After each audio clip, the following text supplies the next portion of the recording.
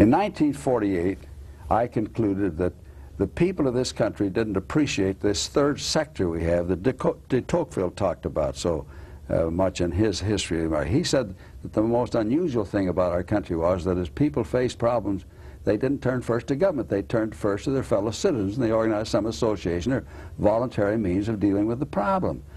And I became convinced way back then that this was the least recognized and the least organized and therefore the least utilized aspect of our society for problem-solving purposes. What did we have originally when the Constitution was written? They asked Franklin, "What have you given us?" He said, "We've given you a republic, and if you can keep it." Now, we didn't keep it. As a result of various changes that were made to change the representative character of the structure that they created, we created a democracy. And in my opinion, we no longer have a democracy. We've got a special interest democracy, a political process that's dominated by the special interests. That's why they can't deal with this deficit. The presidents for some time have recommended getting rid of programs that are obsolete, should have been eliminated many years ago. They can't get them eliminated because there are enough people benefiting from the program that they're trying to get eliminated so that they can't get the votes in Congress. As Senator Long of Louisiana said, "Don't cut me and don't cut thee, but cut that guy behind the tree." In other words, cut everybody else but my constituents. I've been poor. I've worked from the time I was 12. I know what poverty is. I've been up through it. For Mitt, I think he idealized his father. He really was his hero.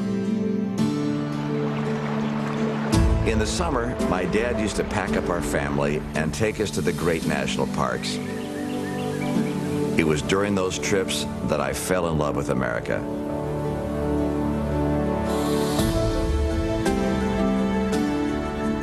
Dad was born in Mexico. His parents and grandparents had moved to Mexico. They were refugees from a revolution.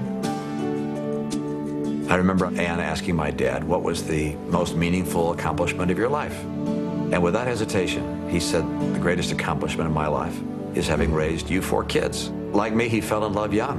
Family from my mom and dad was everything. My dad worked for his dad. He was a drywall guy. Back then they called it lath and plaster. He could put nails in his mouth and spit them out pointy and forward. I grew up watching my dad lead. Look, I'm in public life today because I'm concerned about America. I'm concerned about what's happening to America. If he felt some way about a particular issue, there was no question in your mind about how he felt. Friends called him the brick because he was immovable. He let me tag along in some very unusual settings. What's the best car on the road? Rambler. I didn't realize he was giving me an experience that was more helpful from a leadership standpoint than anything I learned in school.